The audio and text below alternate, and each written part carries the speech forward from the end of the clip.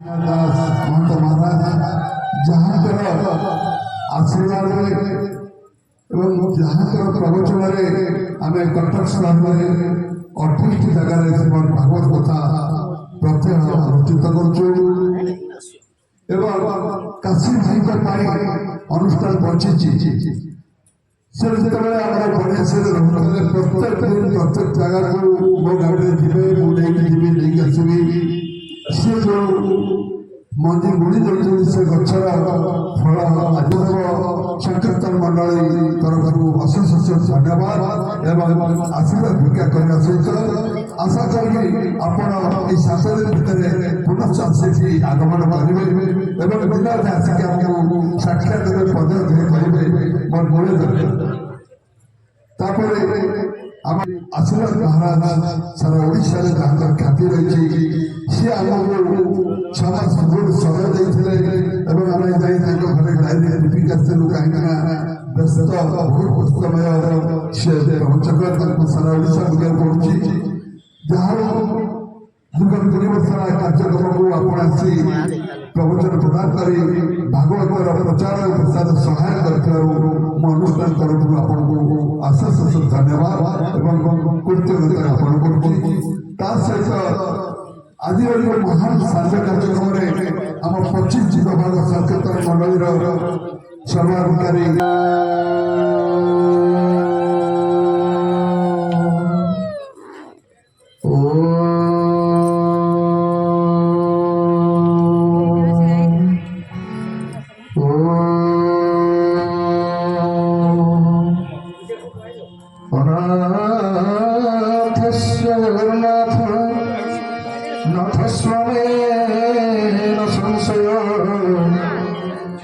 नाथ जगन्नाथ तस्य दुख नाथ प्रभु मन्नाथ श्री जगन्नाथ मद्गुरु श्री जगद्गुरु मदात्मा सहुदात्मा तस्मै श्री गुरुवे नमः सर्वमंगल मंगले शिवे सर्वार्थ साधिके शरण त्र्यंबके नारायणी नमस्तुते अपरामपहरतारं दातरं सर्वसंपदा लोकाभिराम श्रीराम भूयो भूयो नमाम्यहं मनोजमरतुल्यवेगं जितेन्द्र बुद्धिमता वरिष्ठं वातात्मजं वानरयुथमुख्यं श्रीरामदूतं शरणपदे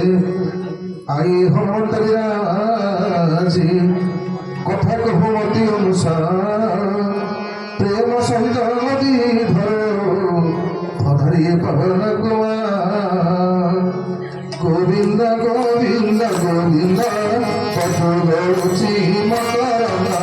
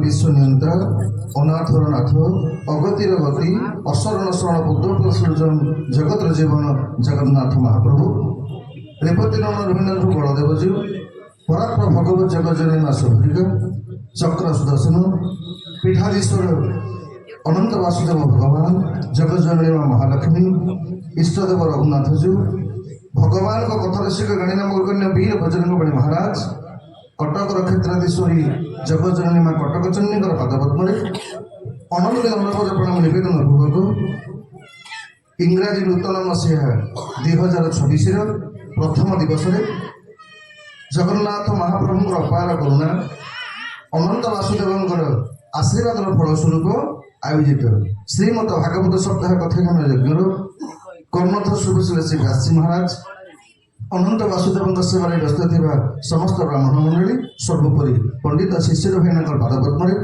ये अधम सेवाकर भक्तियुक्त प्रणाम एवं विश्व भागवत चेतना परिषद अध्यक्ष मोर परम पूज्य नाम केदार मामू विनोम इत्यादि समस्त एवं आयुष्मान प्रकाश बेहरा महोदय विश्व भागवत चेतना परिषद उपदेष्टा तथा मार्गदर्शक मोर बड़ भाई पंडित चरण काशीनाथ दास महोदय पाद पद्मे ये अधम सेवक भक्ति पुष्पांजलि अर्पण कर मध्य सतगुरुदेव पूज्य पूजक बाबा बलिया पाद पद्मे अनंत दंडवत प्रणाम निवेदन कर पवित्र कार्यक्रम को आयोजन कर अनंत वासुदेव भट्टमठर समस्त भक्तवृंद समस्त नारायण जानले मो सहित दुख स्थापन कर कार्यक्रम कर सुजोग प्रदान कर सर्वश्री प्रताप भाई शंकर भाई इत्यादि समस्त भक्तवृंद तथा आज हूँ परम सौभाग्य सांस्कृतिक सहर पुरातन सहर कटक महानगर ये हूँ विचित्रता बोधे समग्र ओडिशा रे एमती कौन दिगभाग मंडली कि संकीर्तन मंडली आपने देखी नथिबे जहा हो आज मंच भगवान कथा श्रवण करने उपस्थित थिबा पछे दिगभाग संकीर्तन मंडली मोर परम सम्माननीय सुरेश भाई इत्यादि समस्त रवीन्द्र भाई इत्यादि समस्त संकीर्तन मंडली सदस्य तथा वाद्ययंत्र सहायक मोर सहयोगी वीरबाम मुन्ना एवं अन्नपूर्णा माँ सुकांदी इत्यादि समस्त भक्तवृंद तथा भगवान भागवत कथा श्रवण करने अनंत वासुदेव पवित्र दरबार में उपस्थित समस्त सज्जन बृंद भक्तिमती माँ मैंने आशीर्वाद कुनि कुनि पिला माने आपण मान समस्त को ये अधम सेवकर प्रणाम आसतु भगवान पावन कथा को श्रवण कला पूर्व आनंद सहित श्रद्धार सहित भावर सहित भक्तिर सहित दुईबार आपण मैंने मो सहित नाम कीर्तन करेंगे तापर जमती भगवान कृपा हम कथा श्रवण करवा प्रेम कीर्तन करेंगे भज भज रे मनोआ राधा गोविंद भज भज रे मनोआ राधा गोविंद भज भज रे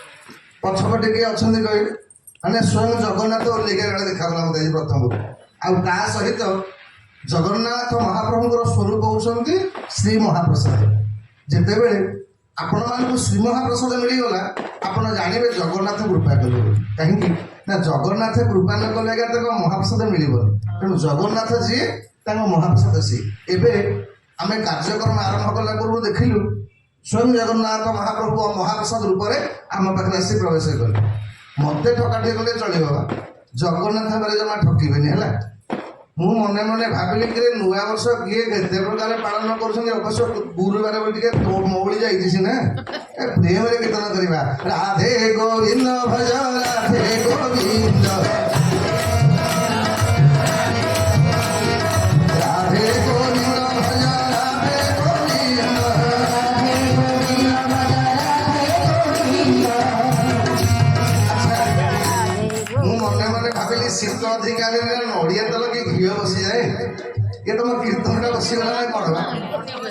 ଆଜ୍ଞା ଗୋଟେ ଆପଣଙ୍କ କୀର୍ତ୍ତନ ଦେଖିଲା ଗୋଟେ ଭଲ କଥା ମନେ ପଡୁଛି। କଥା କଣ?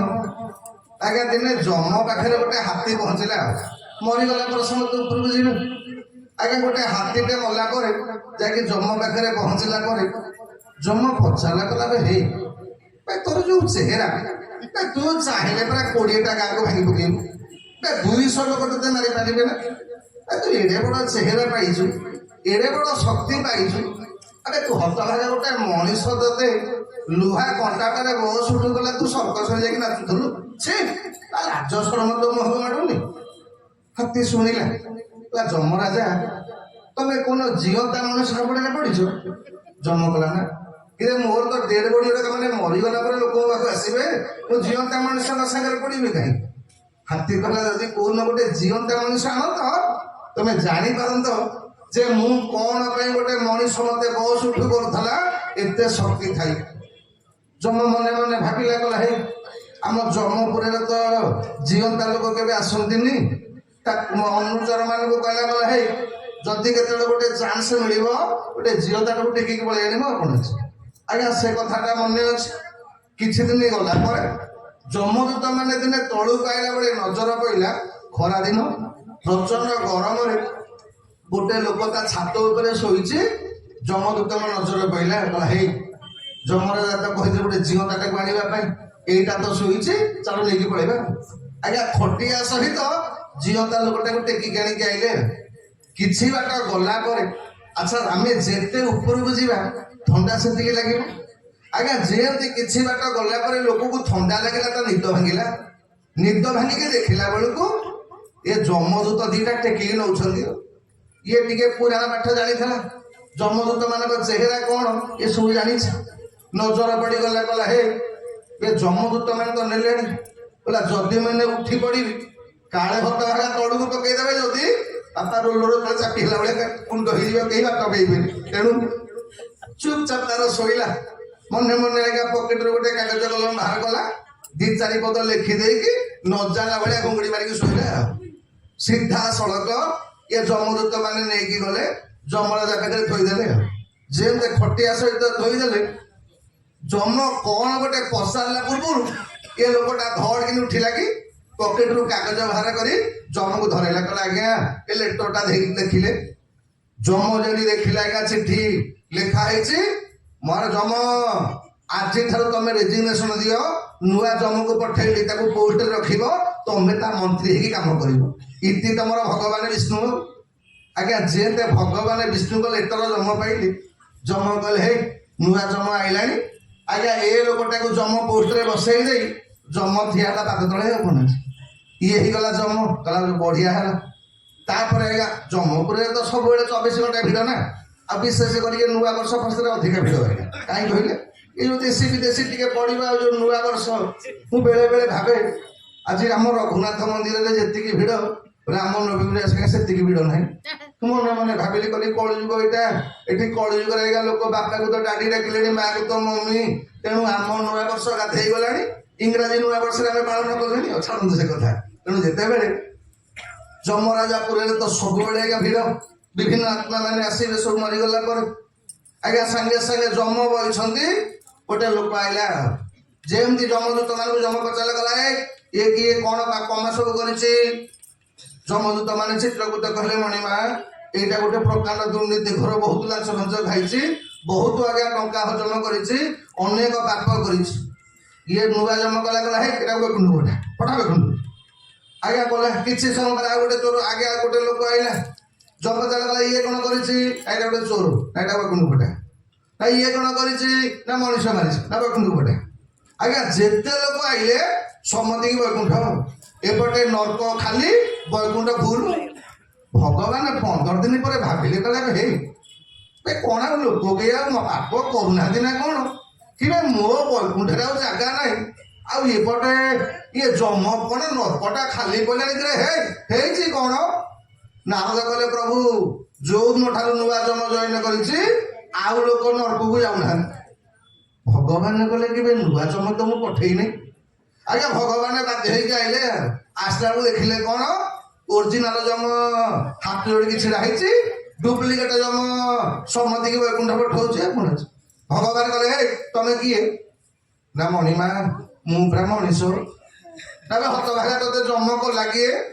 ମଣିଷ କଲେ ଆପଣ କରିଛନ୍ତି। ମୁଁ କଲି କେତେବେଳେ? ନା ମଣିମା ସଂସାରରେ ପୁରା କହିଛି। ଆପଣ ବା ନିଜେ ଭାଗବତରେ କହିଛନ୍ତି କଣ? ନା କରି କରାଉ ଥାଏ ମୁହିଁ ମତେ ନୂଆର ଗତି ନାହିଁ।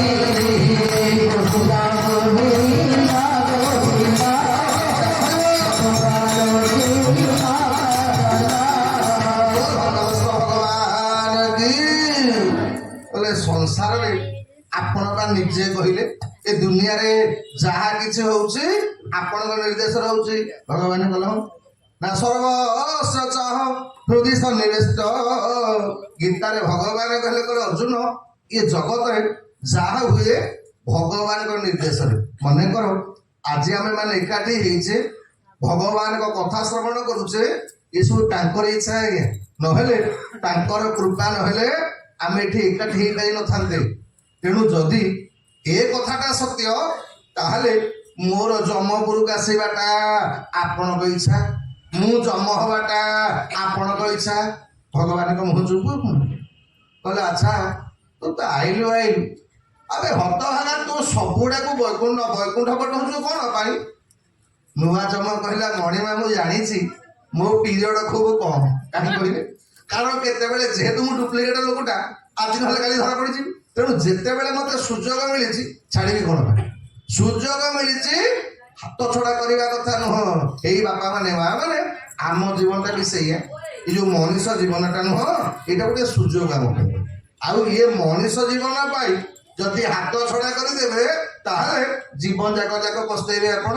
ଏଇଥିପାଇଁ ଆସନ୍ତୁ ଏ ମାନବ ଜୀବନକୁ ସାର୍ଥକ କରିବା, ସମୟକୁ ସଦୁପଯୋଗ କରିବା, ପ୍ରେମର ସହିତ କୀର୍ତ୍ତନ କରିବା।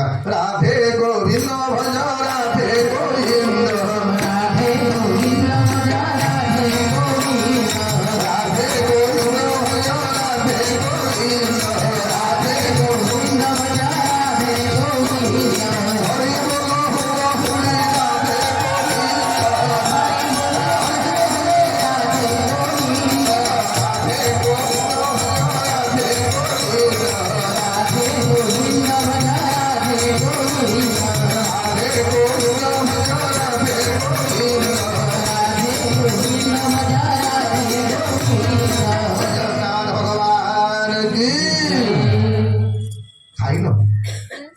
एकादशी होता है।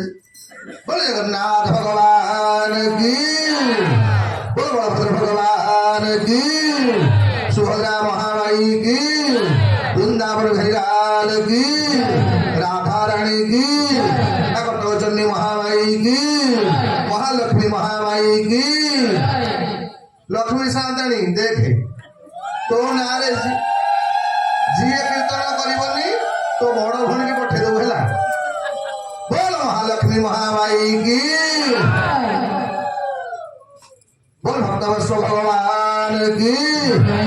जय भगवत मूर्ति परम ब्रह्म वासुदेव। जय भगवत मूर्ति परम ब्रह्म वासुदेव। जय भगवत मूर्ति परम ब्रह्म वासुदेव। जय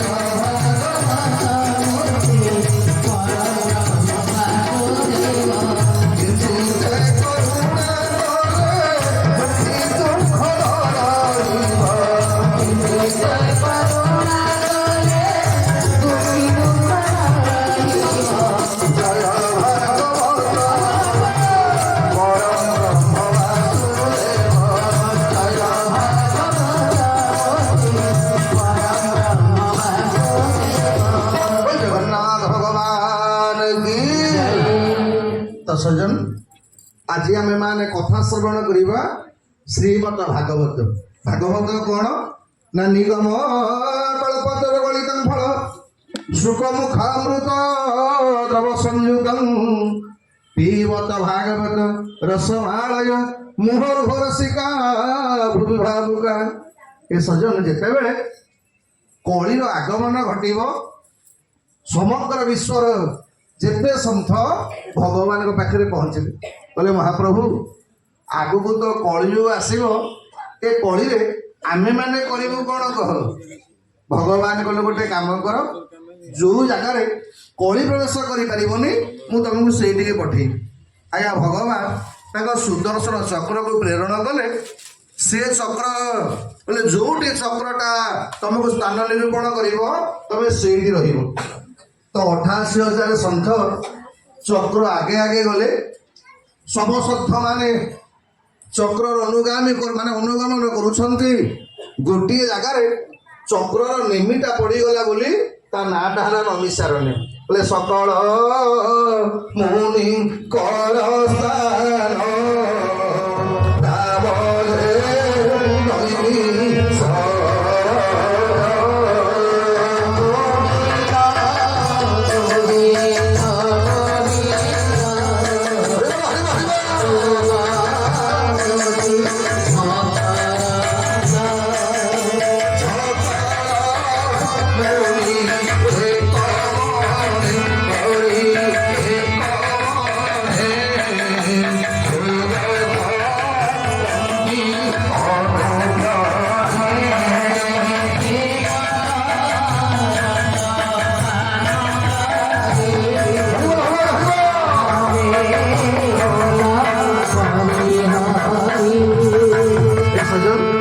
ଯୋଉଠି ଚକ୍ର ପଡ଼ିଲେ ତାରି ନାଁଟା ହଉଛି ଆଜ୍ଞା ନମିସାରଣ୍ୟ। ଏବେ ବି ଉତ୍ତରପ୍ରଦେଶର ଲକ୍ଷ୍ମୌ ଠାରୁ 80 କିଲୋମିଟର ଦୂର ଯୋଉଠି ଆଜ୍ଞା ଚକ୍ରର ନେମି ପଡ଼ିଛନ୍ତି ସେଇ ଜାଗାରେ ଗୋଟେ ପୋଖରୀଟି ଆଜ୍ଞା ସ୍ଥିର ମାନେ ହେଇଛନ୍ତି ଉତ୍ପତ୍ତି। ଆମେ ସମସ୍ତେ ଜାଣିଛେ ନଦୀର ପାଣିଟା ଚଳନ୍ତା ପାଣି, ପୋଖରୀ ପାଣିଟା ସ୍ଥିର। କିନ୍ତୁ ଯୋଉଠି ଭଗବାନଙ୍କ ଚକ୍ର ପଡ଼ିଛି ଚକ୍ର ଯେମିତି ବୁଲୁନି ପୋଖରୀ ପାଣି ଆଜ୍ଞା ସେମିତି ଚାରିପଟ ଯାକ ବର୍ତ୍ତମାନ ବୁଲୁଛନ୍ତି। ତ ନମିସାରଣ୍ୟରେ ସବୁ ସନ୍ଥ ମାନେ ମହର୍ଷି ରୋମହର୍ଷଣକୁ ବସେଇଲେ।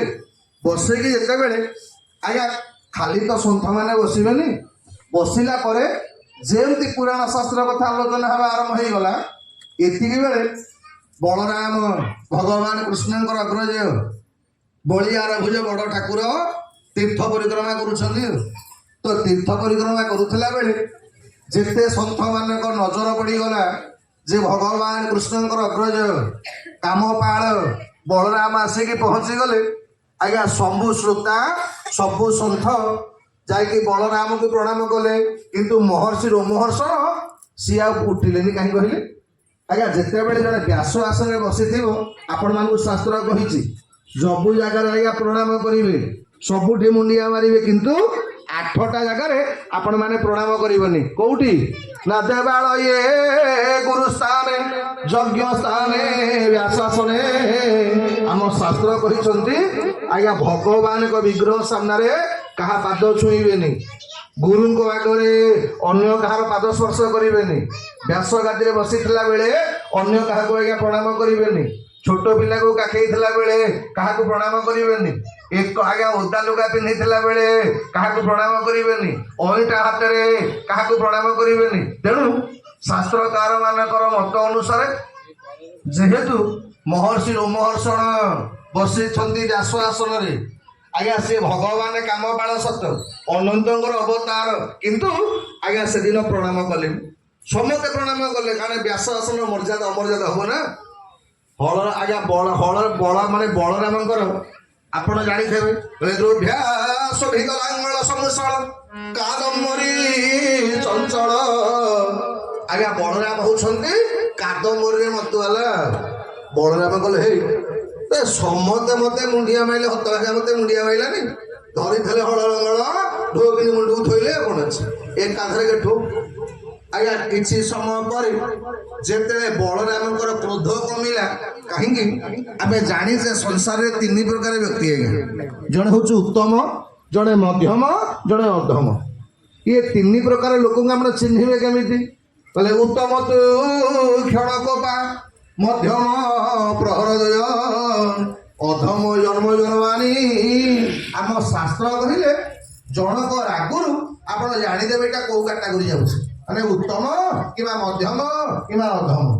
ଆଜ୍ଞା ଯୋଉମାନେ ଉତ୍ତମ ଲୋକ ତାଙ୍କ ନାକଟା ରାଗ ହେବେ ସାଙ୍ଗେ ସାଙ୍ଗେ ରାଗିବେ 2 ମିନିଟ୍ ଥୁ ସନ୍ଥା ରାଗ ବନ୍ଦ ଯୋଉବାକୁ ସେଇଆ ଆପଣ ଜାଣିବେ ଏଇଟା 1 ନମ୍ବର ଲୋକ ଯିଏ ରାଗିବ ସାଙ୍ଗେ ସାଙ୍ଗେ ଥଣ୍ଡା ହବ ସାଙ୍ଗେ ସାଙ୍ଗେ ଏଇଟା ହଉଛି 1 ନମ୍ବର ଲୋକ ଆଜ୍ଞା ଉତ୍ତମ ଲୋକ ମଝି ମଝିଆ ଲୋକ ଗୁଡା କେମିତି ଯଦି ରାଗିବେ 2 ଘଣ୍ଟା ପାଇଁ ରାଗି ଦେବେ 2 ଘଣ୍ଟା ଗଲା ପରେ ବୁଝେଇବେ ଛାଡ ତ ଗଲା ଗଲା ଏଇଟା ଶେଷରେ କଣ ବି ଯାଅ ନା ନିଆ କାହିଁ ସେତେ ମୁହଁ ପଡିବ ଆଜ୍ଞା ଜାଣିବେ ହଉଛି ମଝିଆ ଲୋକ ଆଉ ଅଧମ ଲୋକ ଦିନେ ରାଗିଥବ ଜୀବନ ଯାକ ଖୁସି ହଉଥବ ଏତିକି ମସିହା ଏଇ ଦିନ ମତେ ଏଇଆ କହିଥିଲା ଆଜ୍ଞା ଭାବି ଭାବିକିରି ବ୍ଲଡ ପ୍ରେସର ବଢେଇଥବ ସୁଗାର ଚଢେଇଥବ ରାତିରେ ନିଦ ହଉନଥବ ଆପଣ ଭାବିବେ ଏଇଟା 3 ନମ୍ବର ଲୋକ ଆଜ୍ଞା ତେଣୁ ଇଏ ବଳରାମ ଆଜ୍ଞା 1 ନମ୍ବର ଉତ୍ତମ ରାଗିଗଲେ ସାଙ୍ଗେ ସାଙ୍ଗେ ଥଣ୍ଡା ହେଇଗଲା ସବୁ ସନ୍ଥ ମାନେ ପାଦ ତଳେ ପ୍ରଣାମ କଲେ ଗୁରୁଜୀ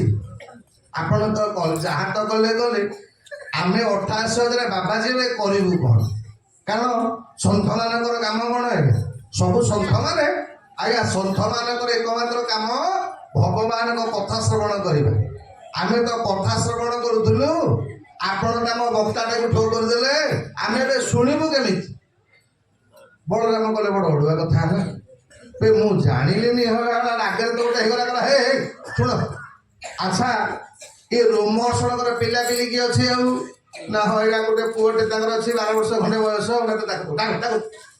ଆଜ୍ଞା ରୋମହର୍ଷଣଙ୍କ ପରେ ତାଙ୍କ 12 ବର୍ଷର ପୁଅ ସୁତ ଆସିକି ପହଞ୍ଚିଲା ସାଙ୍ଗେ ସାଙ୍ଗେ ବଳରାମ କଣ କଲେ ସୁତ ମୁଣ୍ଡରେ ହାତ ମାଇଲେ କହିଲେ ଶୁଣୁ ତୋ ବାପାଙ୍କ ପାଖରେ ଯେତେ ଜ୍ଞାନ ଥିଲା ଯେତେ ଶକ୍ତି ଥିଲା ଯେତେ ପଣ୍ଡିତ ଗୁଣ ଥିଲା ମୁଁ ତତେ ଆଶୀର୍ବାଦ ଦଉଛି ତୋର ବାପାର ସବୁତକ ଜ୍ଞାନ ତୋ ଭିତରେ ପ୍ରବେଶ କରିଯାଉ ତ ପରିଣାମ କଣ ହେଲା ମହର୍ଷି ରୋମହର୍ଷଣଙ୍କର ଦାୟାଦ ସୁତଙ୍କ ପାଖରେ ବାପାଙ୍କର ସବୁତକ ଜ୍ଞାନ ପ୍ରବେଶ କରିଗଲା ଯେତେବେଳେ ପ୍ରବେଶ କରିଗଲା ଇଏ ସବୁ ସନ୍ଥ ମାନେ କଣ କଲେ ସୁତଙ୍କୁ ନେଇକି ବସେଇ ଦେଲେ ବ୍ୟାସ ଆସନରେ ପଚାରିଲେ ପ୍ରଶ୍ନ ସ୍ୱର୍ଣ୍ଣକାଦି ଋଷି ଇଏ ସବୁ ସନ୍ଥ ମାନଙ୍କର ଯିଏ ହଉଛନ୍ତି ଆଜ୍ଞା ସବୁଠାରୁ ବୟସ୍କ ବ୍ୟକ୍ତି ସ୍ୱର୍ଣ୍ଣକ ସୁତଙ୍କୁ ପ୍ରଶ୍ନ ପଚାରିଲେ କଣ ନା ନିଶେ ଏକାନ୍ତ କର୍ମ ଯେତେ ପାଣି ତଳି ବକେ ମତେ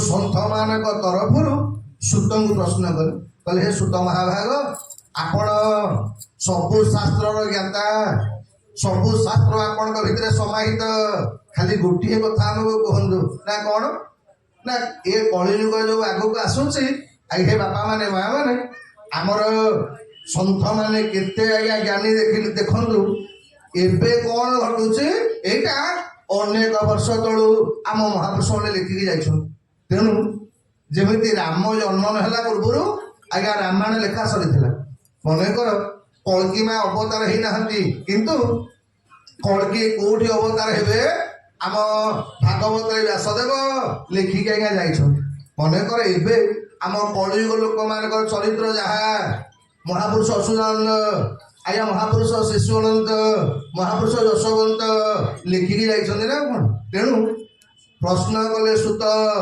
ସ୍ୱର୍ଣ୍ଣକ ପଚାରିଲେ କଲେ ସୁତ ଆଗକୁ କଳିଯୁଗ ଆସୁଛି ଏ କଳିଯୁଗର ଲକ୍ଷଣ କଣ ହବ ନା ଧର୍ମ ସଂକୁଚିତ ତପରିରହିତ ସତ୍ୟଞ୍ଚ ଦୂରଗତ ଧିଜାସ୍ୱଲଭିତା ନିବିର୍ଜା ପୃଥିବୀ କହିଲେ କଳିଯୁଗର ପ୍ରଥମ ଲକ୍ଷଣ ଧର୍ମ ସଂକୁଚିତ ହବ ଧର୍ମ ସଂକୁଚିତ ହବାର ଅର୍ଥ କଣ ଆପଣ ଏବେ ଦେଖୁନାହାନ୍ତି ଆପଣ ମାନେ ମନେ ମନେ ଭାବୁଥିବେ କି ଧର୍ମ ଦେବେ ବଢିନି ଏ ପ୍ରତ୍ୟେକ ବର୍ଷ ବା ନୂଆ ବର୍ଷ ଦିନ ମନ୍ଦିରରେ ଗୋଡ ପକେଇବାକୁ ଜାଗା ନାହିଁ ସୋମବାର ଦିନ ଶିବ ମନ୍ଦିର ପ୍ରଚଣ୍ଡ ଭିଡ ଶନିବାର ଦିନ ଶିଶିର ହେନା କଲେ ଆଜ୍ଞା ମତେ ଦିନ 11ଟା ପର୍ଯ୍ୟନ୍ତ ପାଣି ବି ପିଇ ପାରୁନି ଏତେ ଭିଡ ଶନିଙ୍କ ପାଖରେ ଆଉ ଧର୍ମ ବଢୁନି କଣ ବଢିଛି ପରା ବଢିଛି ଧର୍ମ ଆଜ୍ଞା ଏବେ ଗଣେଶ ପୂଜା ମଣ୍ଡପ ବଢିଛି ଦୁର୍ଗା ପୂଜା ମଣ୍ଡପ ବଢିଛି ଲକ୍ଷ୍ମୀ ପୂଜା ମଣ୍ଡପ ବଢିଛି ଯେତେକ ବାପା ମାନେ ମା ମାନେ ବସିଲେ ଧର୍ମ ବଢିଛି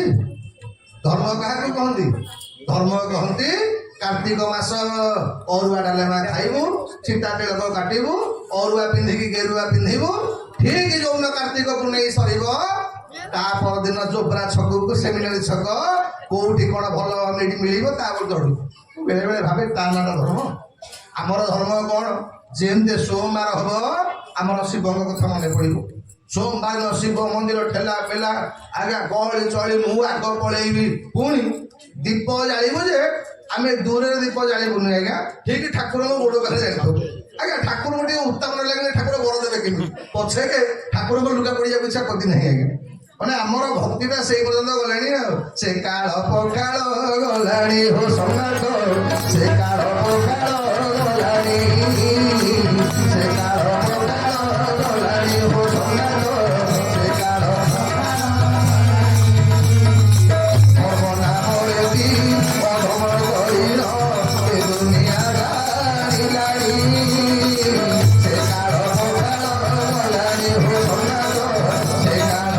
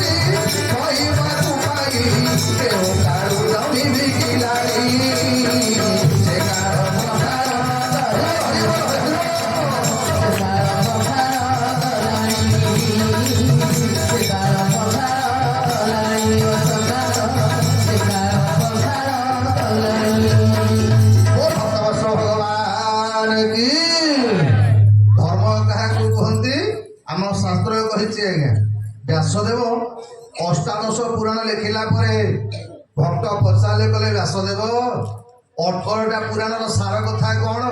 ଧର୍ମ କାହାକୁ କହନ୍ତି ନା ଅଷ୍ଟାଦଶ ପୁରାଣେଷୁ ବ୍ୟାସସ୍ୟ ବଚନୋଦୟ ପରୋପକାରାୟ ସ୍ୱର୍ଗାୟ ପାପାୟ ପରପୀଡ଼ନମ୍। ବୋଲେ ଧର୍ମ ହଉଛି ଗୋଟେ ଅନ୍ୟର ଉପକାର କରିବା। ଆମେ ଯେତେ ଠେଇ ରହିଛେ ମା ମାନେ କହିଲେ ଦେଖିବା କୋଉ ଦିନ ଆମେ ଅନ୍ୟ ପାଇଁ ଭଗବାନଙ୍କୁ ମୁଣ୍ଡିଆ ମାରିଛେ? ପଡ଼ିଶା ପାଇଁ ମୁଣ୍ଡିଆ ମାରିଛେ? କୋଉନ କହିଛି ଆମ ପଡ଼ିଶା ଲୋକଟା ଭଲରେ ରହୁ? କେବେ କହିଛି? ଆଉ ଧର୍ମ ଆମେ ଧର୍ମ ଭାବୁ କଣ ନା ଗୁରୁବାର ଦିନ ଲକ୍ଷ୍ମୀ କି ପୂଜା କଲେ ଲକ୍ଷ୍ମୀ କୃପା କରିବେ, କାର୍ତ୍ତିକ ମାସରେ ଉପବାସ କଲେ ଭଗବାନ କୃପା କରିବେ। ଆଜ୍ଞା ଭଗବାନ କୃପା କରିବେନି ଦେଖୁନାହାନ୍ତି ଏବେ ଆକ୍ସିଡେଣ୍ଟ ହେଇକି ଲୋକ ପଡ଼ିକି ଛଟପଟ ହଉଥିବ, ଲୋକ ରିଲ୍ସ କରିବେ ସିନା ଫଟୋ ଭାଗକୁ ଆମ୍ବୁଲାନ୍ସ ଡାକିବେନି, ତାକୁ ମେଡିକାଲ ନେବେନି। ଆଜ୍ଞା ଆମର ଧର୍ମ ହଉଛି କଣ? ମୋବାଇଲରେ ଫଟୋ ଉଠେଇଲେ ଆମର ଗୋଟେ ଧର୍ମ ଅଧିକା ହବ। ଆଉ ଏବେ ଆଉ ଧର୍ମ ତ ଯାହା ତ ଦେଖୁଥିବେ ଭାଇ ସନ୍ଧ୍ୟାବେଳେ ଦେଖୁଥିଲି ନା ଆମ କଳିଯୁଗର ମଣିଷ ଏତେ ହେଇଗଲାଣି ଆଜ୍ଞା ଅଳସୁଆ, ସେ କଥା ନ କହିବା ଭଲ। ଆଜ୍ଞା ଭଗବାନଙ୍କ ମନ୍ଦିରରେ ଘଣ୍ଟ ବଜେଇବା ପାଇଁ ଆଉ ଲୋକ ନାହାନ୍ତି ବା, ଆଉ ଘଣ୍ଟ ବଜେଇବାକୁ ଆଳତି ଦେଖିବାକୁ ଲୋକ ନାହାନ୍ତି। ଅନନ୍ତ ବାସୁଦେବ ଘଣ୍ଟ ମଠ କେଡ଼େ ପୁରୁଣା ମନ୍ଦିର, ଘଣ୍ଟ ବଜଉଛି ମେସିନ। ଆଉ ବିପଦ ପଇଲା ବେଳେ ହେ ସେଇ ମତେ ହେ ଠାକୁର ରକ୍ଷା କର, ହେ ଜଗନ୍ନାଥ ମତେ ବିପଦରୁ ବଞ୍ଚା। ଭଗବାନ କହିବ ହତ ଭାଗା ବେଗ ଆଳତି କଲା ବେଳେ ତୋର ଦେଖା ନଥିଲା, ବେ ସକାଳେ ଟିକେ ମୋ ଦୁଆରକୁ ଆସିବୁ ନାଇଁ, ଟିକେ ହତ ଭାଗା ଘଣ୍ଟ ମେସିନ ବଜେଇବ ଘଣ୍ଟ, ଆଉ ସେଇ ତାର ବସିକି ଧର ଧର ଧର ଧର ଆଳତି କରିକି ପଳେଇବ। ଆଉ ବିପଦ ପଇଲା ବେଳକୁ ମତେ ଡାକି ଆସିବୁ ନାଇଁ କି? ଆଜ୍ଞା ଆମ ଧର୍ମଟା ଏଇ ପର୍ଯ୍ୟନ୍ତ ଗଲାଣି। ଆଜି ପର୍ଯ୍ୟନ୍ତ କୋଉ ଚର୍ଚ୍ଚରେ ଆପଣ ଦେଖିଛନ୍ତି ମେସିନ ଘଣ୍ଟ ବଜେଇବା? ଆଜି ପର୍ଯ୍ୟନ୍ତ କୋଉ ଆଜ୍ଞା ମସଜିଦରେ ଆଜ୍ଞା କୋଉ ମେସିନ ଘଣ୍ଟ ବଜେଇବା ଶୁଣିଛନ୍ତି ପ୍ରାର୍ଥନା କରିବା? କିନ୍ତୁ ଆମେ ହିନ୍ଦୁ ମାନେ କେବଳ ଏଇଥିପାଇଁ ଆଜ୍ଞା ଆମର ଲୋକ ଦେଖାଣିଆ ଭକ୍ତି ଆଜ୍ଞା। ତେଣୁ ସୌନକ ପ୍ରଶ୍ନ କଲେ ହେ ସୁତ ମହାଭାଗ ଗୋଟିଏ କଥା ଖାଲି କୁହନ୍ତୁ, ଏ ମାନବ କଣ କରିବା ଦରକାର? କୋଉଟା ନିଶ୍ଚିନ୍ତ କର୍ମ, କୋଉଟା ଏକାନ୍ତ କର୍ମ, ଆଉ କୋଉଟା ଶ୍ରେୟ କର୍ମ? ଏ ତିନିଟା କର୍ମ ଖାଲି କୁହନ୍ତୁ। ବ୍ୟାସଦେବଙ୍କର ଏ ପ୍ରଶ୍ନରେ ସୁତ କହିଲେ କଲେ ସୌନକ जो प्रश्नटा तुम मत आज पचार ये प्रश्नटा अनेक दिन तले प्रश्न करते किए ना व्यासदेव। ये सजन जिते बड़े व्यासदेव 17टा पुराण रचना कले, वेद को भाग भाग कले, कृष्ण द्वैपायन व्यास तो भाग भाग कला पर नजर पड़गला आम कलयुग लोकों ऊपर। ये व्यास देखी पाइले ये कलयुग लोकों पाखरे आज्ञा पुराण पढ़ा को समय रही पुराण पढ़ा दूर कथा ये जदि पचरा जीव आम 18टा पुराण ना किए कहीपर किए कह देखा हाथ टेकिल 18टा पुराण ना किए कहीदेव हाथ टेक प्रताप भाई 500 टका धार दे काली देवी सुची दिन तोर 500 टका देवी पे ना मन अच्छे मोर ना आमर तो पुराण ना मन ना पुराण पढ़ू कौन आम पाखे समय कहीं आज्ञा आउ जहाँ टे आगुरी समय था जो दिन ठारू आज्ञा ए खंड आम पाखक आईला आउ टोटाल टाइम नहीं ना आज्ञा छुआटा बुढ़ा जहाँ को देख समस्त आंठे पकई आज्ञा टीप घसी चली थे आज्ञा से गोटा कहूँ केवल मुख्य समय आम मुझे बेले भावे जी समय ताधे टीप मारुच जदि से समय तुलसी माली गढ़ा तो से तुम मंगल हाँ। व्यास जानी आगु को कलियुग आसब तो कलिर प्रथम लक्षण कौन हम ना लोके होइबे अल्पायुष पापे सकले जीवे नाश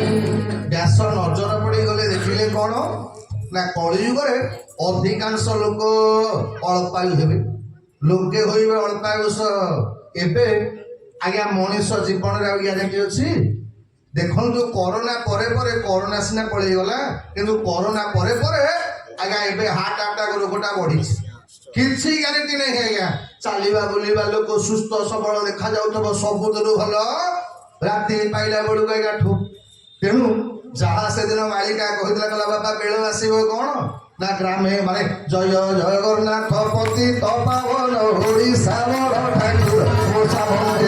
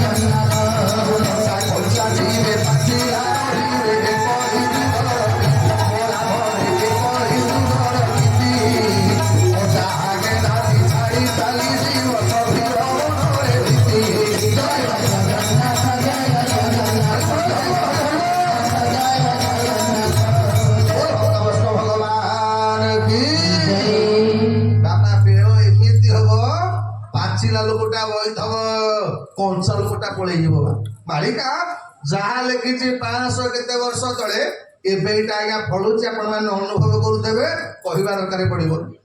तो व्यास विचार कले ये जो कलियुग सबू लोक मानकर मनटा आज्ञा कारण ये लोक अल्पायु हबार कारण कौन ना आम मानकर मनटा पाप कथार जी आज्ञा भक्त भल कथार मनटा रहा देखुना ये कलियुग बर्तमान संकीर्तन टे कर आज्ञा लोक डाक पड़ा अरे भाई के धवा टे भजन करने लोक डाक पड़ो किंतु मद पीवा डाक पड़ो एने खाली बोतल 4टा खंडे थोदेवी लोक आड़ू ग्लास आनी पहुंचे आज्ञा यही हूँ कलियुगर नियम खराब भावे ना आप।